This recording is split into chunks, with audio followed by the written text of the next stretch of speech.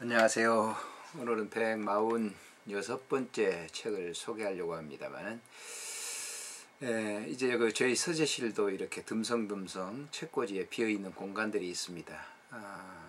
이제 이 책들은 이제 한 25,000권 정도 책을 제가 모았었는데요.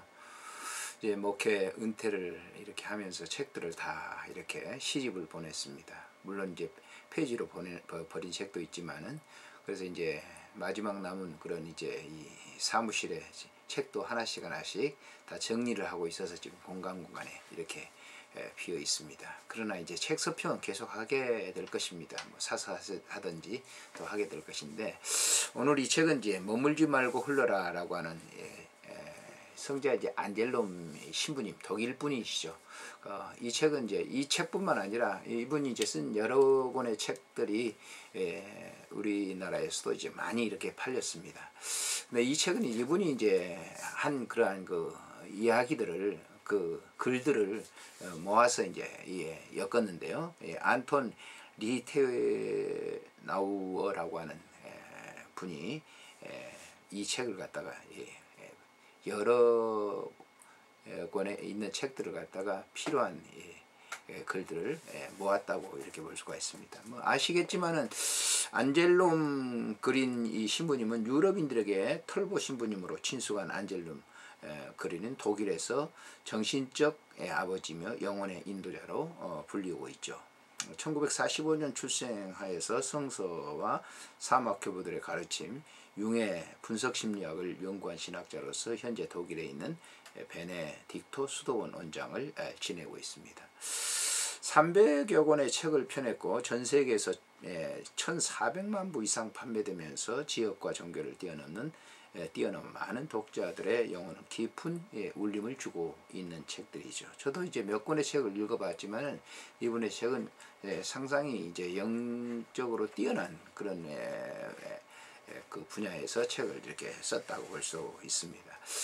먼저 이 역근이, 그러니까요, 안톤 리테나우어라고 하는 이분이 이제 이 책을 엮으면서 이런 말을 좀 했습니다.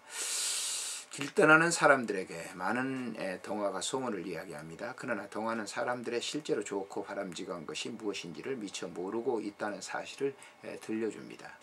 어느 농부에 관한 동화가 그렇습니다. 한 요정이 농부에게 3가지 소원을 들어주겠다고 했습니다. 그러자 농부는 첫 번째 소원으로 비를 멈추게 해달라는 것이었습니다. 그러나 더 이상 농작의 물이 자라지 않자 그는 두 번째 소원으로 밤에만 비가 오기를 바랬습니다. 그 소원으로 밤에만 비가 오자 약용꾼들의 불평이 이만저만이 아니었습니다. 결국 농부의 마지막 소원은 모든 것이 원상태로 돌아가는 것이었습니다. 안젤롬 그린은 이 동화에서 어떤 질문을 던지는 것일까요? 아마도 이런 것일 겁니다. 우리는 무엇을 바라는가? 우리에게 필요한 것은 무엇인가? 그리고 우리는 무엇을 얻으려고 노력하고 무엇을 얻기를 바라는가? 동경과 꿈은 삶의 원동력입니다. 그러나 우리는 종종 불확실한 미래를 쫓아가곤 하죠. 하나의 목표를 달성하고 나면 또 다른 목표가 보이게 됩니다. 행복은 희망이라는 수평선에 항상 떠 있습니다. 소원은 우리를 언제나 다시 시작하게 만듭니다. 이때 동경은 모든 변화의 시작입니다. 목표에 집착하여 온갖 잡다한 일들의 소망이 된다면 결국 소원은 미로 속의 길을 헤매고 말 것입니다. 하루 끝에서 혹은 한 해 끝에서 스스로 물어보십시오. 과연 원하는 것을 달성했는가? 그 일은 올바로 행했는가? 그리고 언제나 목표를 향해 올바른 항해를 하고 있는지를 말입니다. 정신없이 바쁜 일상, 그토록 바라던 생활과 얼마나 일치하고 있는지 꼭 물어보십시오. 우리는 시간이 너무 없다고 합니다. 우리의 선택은 혼란스러울 정도로 증가하고 있습니다. 단순 시간을 관리하는 것만으로 삶의 주인공이 될 수 없다는 것입니다. 우리에게 영혼을 위한 시간이 필요합니다. 이제 인생의 작전 타임을 부르십시오. 원하는 것이 무엇인지를 알기 위해서 말입니다. 지금은 우리가 추구하는 일이 얼마나 정말로 바라는 것인지를 점검할 시간입니다. 바로 제가 그런 것 같습니다. 이 책은 하던 일을 멈추고 잠시 쉬어야 하는 사람들을 위한 책입니다. 이 책은 하루의 선율의 생활의 선율로서 우리에게 주어진 하루와 얼마나 조화를 이루는지를 돌아보게 하는 저녁에 읽을 거리입니다. 또한 닥치는 일을 새롭게 보고 이해하게 하는 아침에 읽을 거리들입니다. 안젤름 그린은 고대 수도사들이 알고 있던 이해 방법을 재발견했습니다. 이의란 어떤 사실에 맞춰 다른 긍정적인 사실을 반증하는 것입니다. 스스로를 제대로 볼 수 있다면 우리는 자신의 절대적인 가치를 기억해낼 수 있습니다. 새로운 시야는 일상을 변화시키고 행동의 자유를 늘려주며 경이로운 경험을 하게 될 것입니다. 세 가지 소원에 관한 동화는 우리에게 단순한 생각에만 사로잡혀 있다면 더 이상 앞으로 나가지 못한다는 사실을 알려줍니다. 우리는 이런 질문으로 스스로에게 던짐으로써 변화할 수 없습니다. 나는 무엇을 소원하는가? 무엇이 필요한가? 내가 추구하는 것이 무엇이며 무엇을 얻기를 바라는가? 짧은 내용으로 된 하루의 읽을 거리지만은 당신이 이 책을 통해서 영감을 얻기를 바랍니다. 하루하루 어느 누구도 결코 혼자서보다 나은 일이 할 수 없다는 사실을 이렇게 머릿말로 썼는데요. 사실 우리가 이 삶에 살아가면서 한 인생을 여정을 살아가면서 무엇을 목적으로 사는가 하는 질문에 해답을 던져주고 있죠. 그저 이 육체적인 그 육의 욕구에 대한 것을 충족시키기 위해 살아간다면은 그 인생은 참으로 그 다람쥐 헛바퀴 도는 것처럼 그렇게 공허하기만 할 것입니다. 그래서 이 책을 보는 여러분들이 참 좋은 도움이 됐으면 하는 그런 것이죠. 이 책의 이제 목차를 본다고 하면 길 위에 찍힌 외로운 발자국이 바로 당신이다라고 하는 제하의 황무지에서 첫 삽드는 일, 마음속 모든 것은 변화의 징조다. 방랑하는 자의 얼굴, 사는 즐거움을 느끼려면 우리가 향해 가고 있는 곳이 과연 어디인가라고 하는 목적을 이렇게 분명히 보아야 된다라고 하는 것이죠. 두 번째는 설렘은 인연이 주는 가장 큰 선물이다라고 하는 거예요. 설렘으로 살아가는 게 굉장히 중요하다라고 하는 것이죠.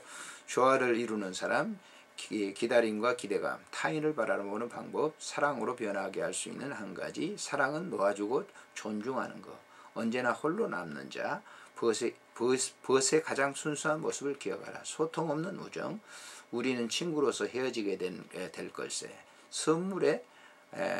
선물하다의 의미, 존재하는 것들은 모두 이별한다라고 하는 거예요. 결국 남는 것은 자기 혼자 남게 되는 것이죠. 호스피스 병동에서 보게 되면 그 인생의 이제 마지막 가는 분들 아니에요. 그래서 결국은 자기 혼자 그 죽음의 마지막 선택의 그 길을 가는 걸 봅니다. 가족들도 아무리 뭐 울고 그래도 같이 갈 수 없는 그런 길이죠.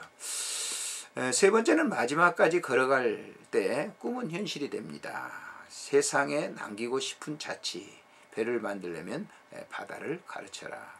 인내에 대한 보답, 서두름이 악마를 발명했다. 홀로 걸어갈 수 있는 용기, 어른이 된다는 것, 평으로 가는 길. 네 번째는 더 높은 봉우리를 바라보기 위해 낮은 정상을 오릅니다.